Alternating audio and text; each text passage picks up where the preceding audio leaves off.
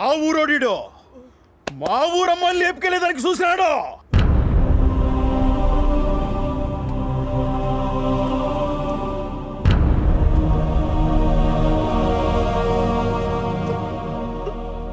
వాడంటే నీకు ఇష్టమా? వాడంటే నీకు ఇష్టమా?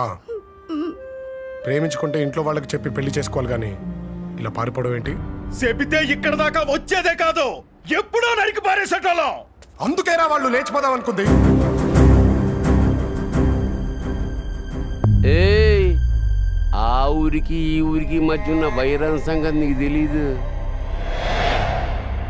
రేయ్, ఆ ఊరంటే ఎందుకురా పడదు నీకు? రేయ్, ఆ ఊరంటే నీకెందుకు ఇష్టం లేదురా? ఇద్దరు వ్యక్తుల మధ్య వైరాన్ని రెండోళ్ల మధ్య వైరంగా మార్చింది నీలాంటోడేనని ఈ ఊళ్ళో పుట్టి పెరిగిన వీళ్ళకి తెలీదు. ఇంకా నాకెలా తెలుస్తుంది? అయినా నువ్వేంట్రా? ఇక్కడే కదరా పుట్టావు, ఇక్కడే కదరా పెరిగావు. ఇక్కడ ప్రేమతో కాదురా, పగతో బ్రతికే వాడే మగాడు, ద్వేషించే వాడే మొనగాడు. వాళ్ళ పంతాలు పట్టింపుల కోసం ఎవడైనా పోతే వాళ్ళకేంట్రా? ఆఖరికి అది వాళ్ళ అమ్మైనా సరే, నాన్నైనా సరే. నువ్వు చేసిన తప్పేంటో తెలుసా? ఆ ఊళ్ళో పుట్టడమే. పద. అయ్యా, వాడు వెళ్ళిపోతున్నాడయ్యా, మళ్ళీ దొరకడయ్యా. చెప్పండి అయ్యా, వాడిని వేసేద్దాం. ఎవడ్రా? ఎవడ్రా అదే? ఎవడ్రా ఏసా నా కొడుకు? ఊరంతా ఒకవైపు ఉన్నారు, వీడి వైపు నేనున్నాను. వీడి మీద చెయ్యేసి తిరిగి వెళ్ళగలిగే దమ్మున్న మొగ రండ్రా, రండి.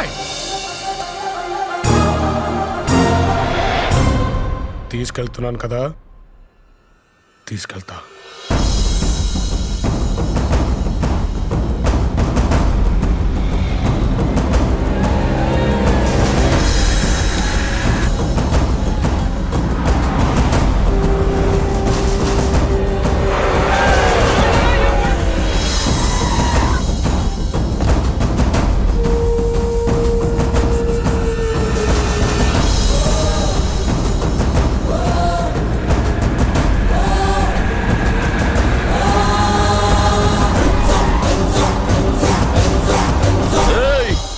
మా ఊరు నొక్కని చేసి ఆ ఊర్లో సాగొడుతురు. పక్క జరుగా. రవి,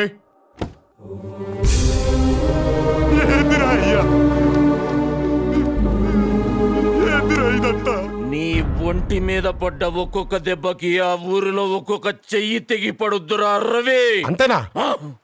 ఇంకా వేసేయమంటారు అనుకున్నానే. ఈ రోజు వీడికి ఇలా జరగడానికి కారణం వాళ్ళు మాత్రమే కాదు సార్, మీరు కూడా. మరి మిమ్మల్ని ఏం చేయాలి? ఒక అన్నగా వాడి పక్కన నిలబడి మీరే కదా సార్ వాడికి జీవితాన్ని ఇచ్చింది.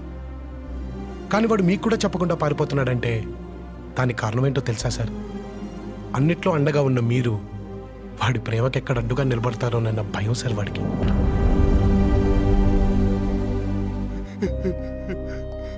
మీకు నమ్మకం ఉండేది సార్ వీడు జీవితంలో అనుకున్నది సాధిస్తాడు అని. కానీ వాడి ప్రేమనే గెలవలేక మీ ముందు ఓడిపోయి నిల్చున్నాడు సార్. ఇంకేంటి సార్ వీడు సాధించేది? వీడిని ఇంత వాడిని చేసింది మీరే సార్. వీడి మీద అన్ని హక్కులు కూడా మీకే ఉన్నాయి. అండగా ఉంటారు లేదా అడ్డుగా నిలబడతారు, మీ ఇష్టం సార్.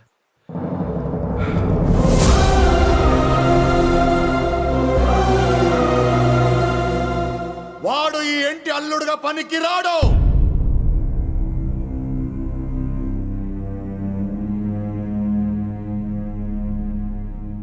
ఇలాంటి వాడిని నువ్వు ప్రేమించింది మర్చిపోవాడిని.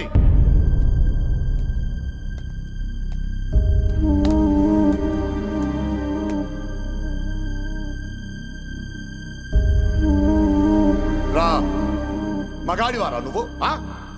మగాడివా? నీ మగతనం చూపించడానికి నా ఊరే దొరికిందా నీకు? పాతికేళ్ల వైరాన్ని 10 నిమిషాల్లో పోగొట్టేంత మునగాడివా నువ్వు? ఈ ఇంట్లో ఉండేవాడివి కాకపోయి ఉంటే ఈ పాటికి శవమైపడి ఉండేవాడివి. నిన్ను ఇంతగా ద్వేషిస్తున్నా ఇంకా ఇంటిని పెట్టుకుని వేలాడుతున్నావే, సిగ్గులేదా నీకు? ఛీ!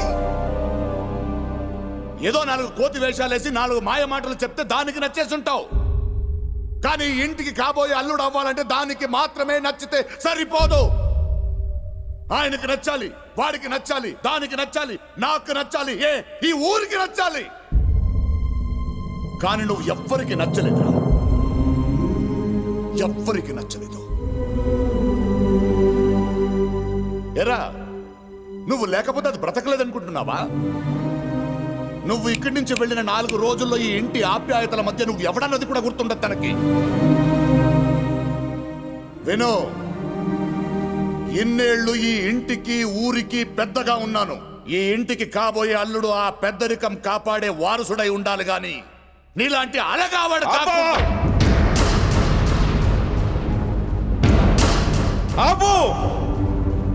అసలు తన గురించి ఈ ఊరేమనుకుంటుందో దాకా వెళ్ళావు, ఈ ఇల్లు ఏమనుకుంటుందో తెలుసా?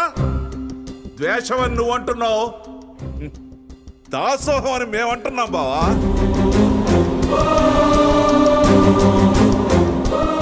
మగతనం పెద్దరికం గురించి మనం మాట్లాడుకోకూడదు బావా.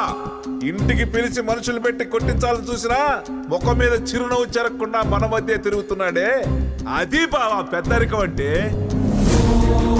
పంపించి నా కొడుకులు బొక్కలు ఎరగదన్నాడే, అదే బావా మగతనం అంటే. బాబాయ్ ప్లీజ్ మీరు ఆగండి. నువ్వు ఆగు బాబు. ఏంటి నేను ఇలా మాట్లాడుతాను ఇంట్లోంచి గెంటేద్దాం అనుకుంటున్నావేమో? ఇన్నాళ్ళు ఆ భయంతోనే బతికాం. మేమెక్కడికి వెళ్ళినా తలెత్తుకుని బతకగలమనే ధైర్యం ఇచ్చాడు బావ ఇతను మాకు. ధైర్యం ఇచ్చాడు. ఎట్టట నేను ఇంటి అల్లుడు కావచ్చా, ఈయన అల్లుడు కావచ్చా, పచ్చగాబట్టి చూసి వారవలేని ఆ ఎదవా ఇంటి అల్లుడు కావచ్చా? కానీ ఎప్పుడు ఇల్లు సంతోషంగా ఉండాలని కోరుకున్నాడే, ఇతను మాత్రం ఇంటికి అల్లుడుగా పనికిరాడు కాదు బావా.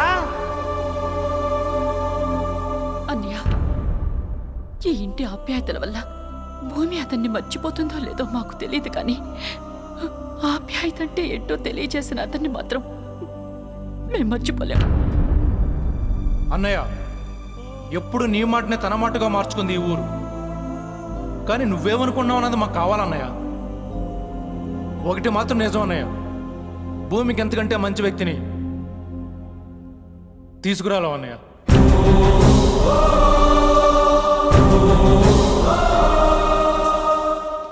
సార్ మీరు ఇవన్నీ పట్టించుకోకండి.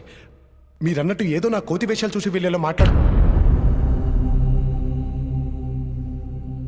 ఇన్నేళ్లు వీడు నన్ను గౌరవంగా చూస్తుంటే అది నా మీదున్న ప్రేమ వల్ల ఇష్టం వల్ల అనుకున్నాను. కానీ అది నా మీదున్న భయం వల్ల అని తెలిసేటట్టు చేసావు కదరా. సార్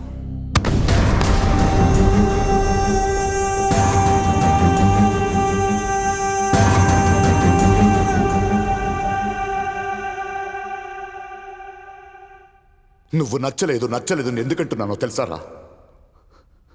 ఎక్కడ నువ్వు నచ్చేస్తావో అన్న భయం రా నాకు.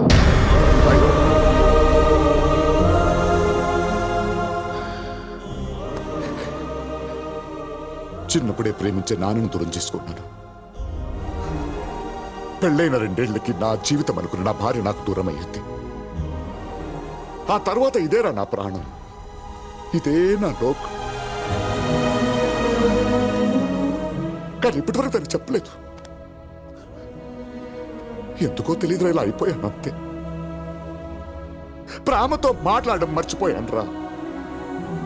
నా తోడపుట్టిన చెల్లెళ్ళను దూరం పంపించలేక ఇంట్లో పెట్టుకున్నాను రా. అలాంటిది నా కూతురు ఎవడినో ప్రేమించిందని తెలిసాక ఎక్కడ నా నుంచి దూరం అయిపోతుందో అన్న ఆలోచన రా నాది. అక్క కొడుకిస్తే నా కూతురు నా కళ్ళ ముందే ఉంటుందన్న స్వార్థం రా నాది. అందుకే నిన్ను పిలిపించాను. ఎలాగైనా సరే తన జీవితం నుంచి నేను దూరం చేయాలనుకున్నాను రా. వీళ్ళందరిని అడ్డం పెట్టుకుని నేను గెలవాలనుకున్నాను రా. నువ్వే గెలిచావు సార్. ఓడిపోయాను రా, ఓడిపోయాను.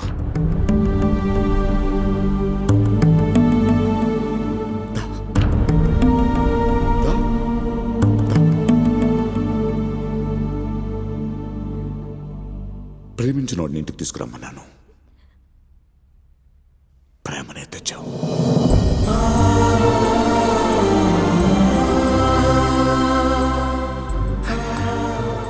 నచ్చాడు.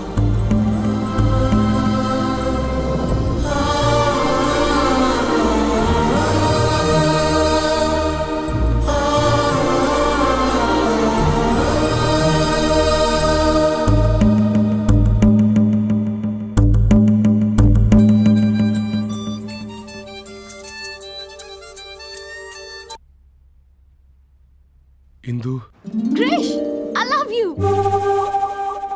మా ఇంట్లో మన గురించి అంతా చెప్పేశాను, ఒప్పేసుకున్నారు. ఎంత టెన్షన్ పడ్డానో తెలుసా? ఐ లవ్ యూ రా క్రిష్. మీ ఇంట్లో కూడా ఒప్పేసుకున్నారా?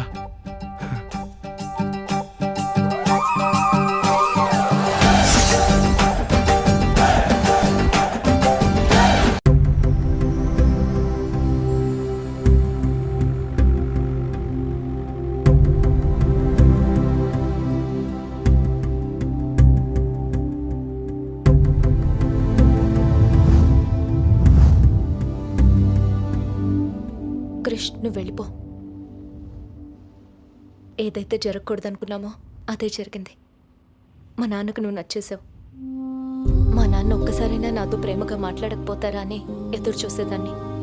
ఆయనకు నేనే ప్రాణమని తెలిసేలా చేశావు. అది చాలు క్రిష్.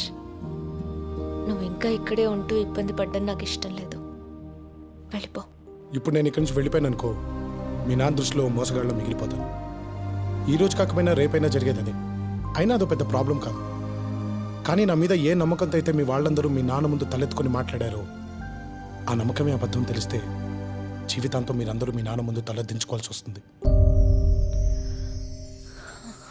ఈ ప్రాబ్లం అంతా నేను మీ నాన్నకు నచ్చడం వల్లే. ఆయనకే నిజం చెప్పేద్దాం. నాన్నకా? జరిగిందంతా ఆయనకు చెప్తే ఇప్పుడు ఆయన అర్థం చేసుకుంటారన్న చిన్న నమ్మకం నాకుంది. పద.